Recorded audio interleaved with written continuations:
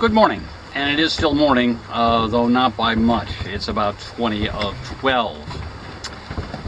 Sorry there hasn't been any filming. Well, hopefully there was a little bit of filming a few minutes ago, but no talking yet today. Things started out quite benign and then got crazy kind of quickly. When I left Duck Harbor this morning, I tried to sail off the anchor, but I got the anchor up and literally there wasn't enough wind to carry me out of the harbor. So we motored out, and then there was a little bit of wind. And we were in something of a hurry because we wanted to get over here to Gardiner's Bay, where we are now. And we've been going through Plum Gut, and we wanted to do that at slack water, or as close to it as we could manage. Now, if the race has a reputation for nasty seas in when the current is flowing, Plum Gut is worse. Or can be. You know, and you never know. You know, I know one way that kind of thing happens is if the wind is in opposition to the current. So that would be something I would watch out for, and we did not have the situation this morning. The current was going to be flowing south, slack at about 10:15, and then south, and the wind is coming from the northeast, so it's certainly not in opposition. Anyway, so we had the motor going, and then there was enough wind to put up the sail, and we did that, and then there was more wind, and then there was more wind, and then we reefed, and then we reefed some more. Still I had a hard time controlling the heeling. It turns out, of course, we were fighting current to get here, because prior to slack, it's incoming.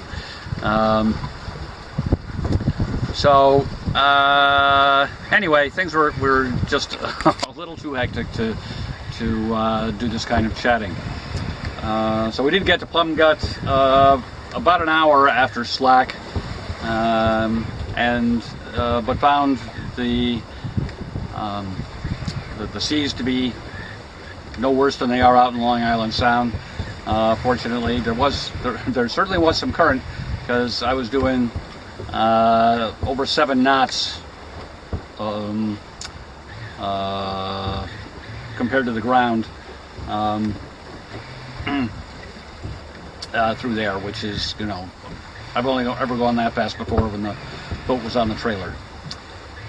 So, and naturally I hit Plum Gut when 2 of the Long Island ferries were going through, just to make life more interesting.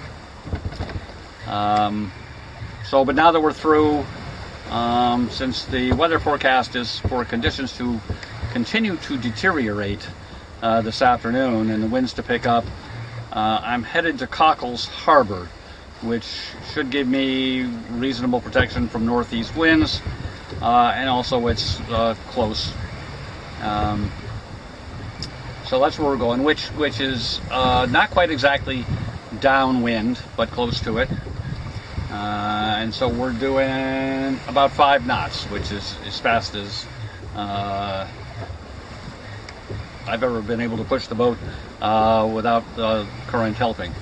So we should be there in about an hour, and then we'll settle in for the afternoon. I forgot to make lunch this morning, so I guess I'll have a late lunch after we anchor. So I've got a still a heavily reefed main and jib, but set up wing on wing nonetheless. So we'll take a look at that.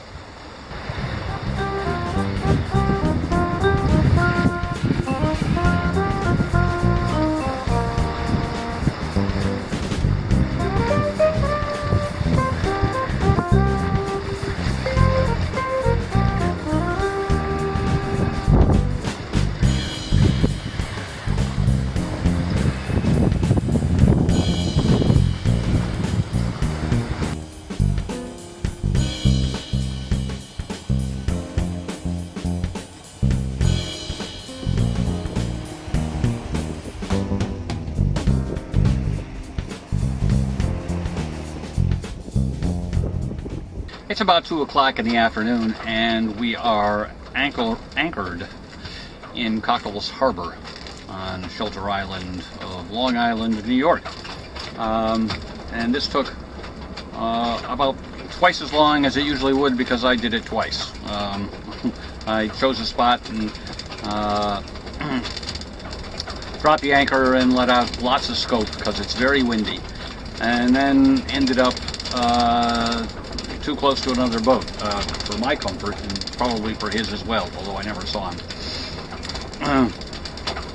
So I pulled the anchor up, which again in this wind is kind of a chore, and moved to another spot in the harbor. And as I mentioned, the wind is blowing.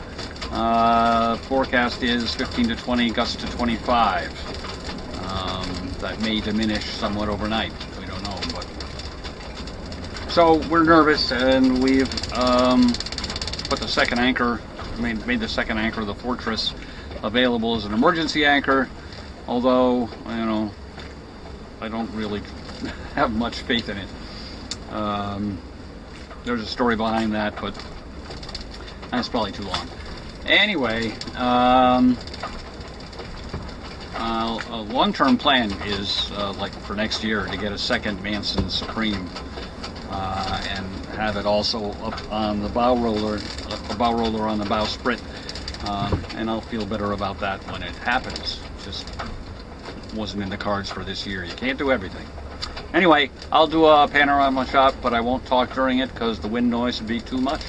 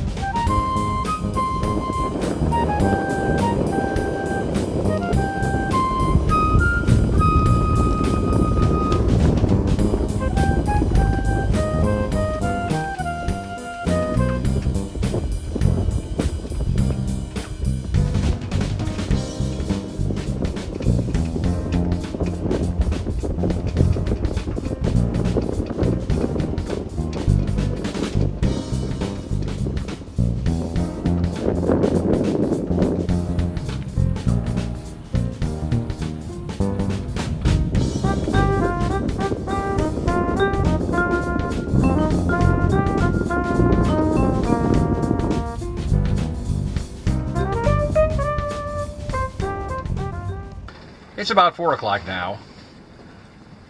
We've been relaxing here in the shelter of the Pop Top enclosure. This is the first time we've used it on this trip, primarily because it's been pretty sunny on the previous days and kind of warm, but the Pop Top enclosure is a pretty effective greenhouse, so unless it's cold out, you don't want it up if it's sunny. Anyway, fortunately there's no problem with sun today, and it's doing a great job blocking the wind, obviously. I think the wind may have abated some, but that might just be because I'm in here protected. But it certainly hasn't gotten any worse, which is good, because, you know, it can always get worse. So out here in the cockpit, there's the Fortress anchor rigged for quick deployment. So that's got an anchor line on it that runs up to the bow and back to here, so that if I did toss it over, I'd still be anchored from the bow, not from the stern of the boat. I said I had a story about the Fortress, and I wasn't going to tell it because it was too long, but we haven't done that much filming today, so I guess I will go ahead and tell you the story of the Fortress. So, one of the nights of the July trip, which I didn't film at all, I stayed at Napatry Beach. And nothing much happened. Got up in the morning, went to leave. It happened to be low tide, but I didn't pay much attention to that. And I took a route I'd probably taken half a dozen times before. which goes over a spot the chart identifies as a low spot, being around 5 feet of depth, and I ran aground there. So they don't resound these things, take new depth measurements very often, I'm sure. So anyway, obviously things have gotten shallower over the years. So I went out in the dinghy. I wasn't really worried in any of it because, as I said, it was low tide. I'm going to float off eventually, but I didn't want to spend half the morning there. So I threw out my Manson anchor just so the boat wouldn't float away anywhere, and went out and rowed around and used the oar as a depth gauge and found some deeper water about 100 feet away. So I came back to the boat and I put the Fortress anchor in the boat and rowed it out that 100 feet, threw it over, rowed back to the boat, and started pulling on that anchor rod. And I just pulled that anchor straight back to the boat. It never even caught a bit. And, well, that's odd. I should say, I've never used the Fortress to actually attempt to anchor. I'm not sure why, but I just haven't. Anyway, so that must have been a fluke, no pun intended. So I did it again. I took the anchor out 100 feet, dropped it, and exactly the same thing happened. I just pulled that anchor 100 feet or more straight back to the boat. It never dug in a little. The bottom here was sandy with some grass. So, and it just didn't dig in. It didn't get clogged, which is how an anchor usually fails. Is something gets stuck in it or gets wrapped around it or something. It just came back clean. So I threw the Fortress over the bow to keep the boat from floating away. Although who knows if it would have done that. And I took the Manson Supreme out 100 feet and threw it over, and it dug in immediately, and I pulled myself out into deeper water and went on my way. But that's the story of why I really can't trust the Fortress, just based on that one experience. I know they're a popular model of anchor, and many people swear by them, but and this is strictly anecdotal evidence because I'm telling you an anecdote. So that's all it is. Not trying to convince anybody of anything of the greater truth, but that's what happened to me. Well, it's about 5:45 now, and dinner preparations are underway, and I think the wind has picked up. But as I was doing dinner, I stood up at some point because my tea kettle started boiling, and I looked out the forward viewing clear stuff in the pop-top enclosure, and there was a sailboat who wasn't, they had been anchored. Well, their anchor was still out, but they weren't where they used to be. They were dragging. So they weren't going to hit me, although they were going to get a lot closer than they had been. But when they were anchored, but I got out my air horn and started blasting it. And actually, I have little teeny air horn things, and I ran one dry and used part of the second one trying to get their attention. And it took a while, but finally did. And two people came up into the cockpit and and one of them said thank you, and they managed to get the anchor up, and I assume they're going to re-anchor. But a little bit of excitement. If things had been a little different, it could have been even more exciting, but we're not looking for that. Anyway, these things happen out here. So we're on to I need to make a salad. So tonight for dinner we have shrimp and sausage jambalaya, dehydrated backpacking type meal, a fresh garden salad, and a bit of wine.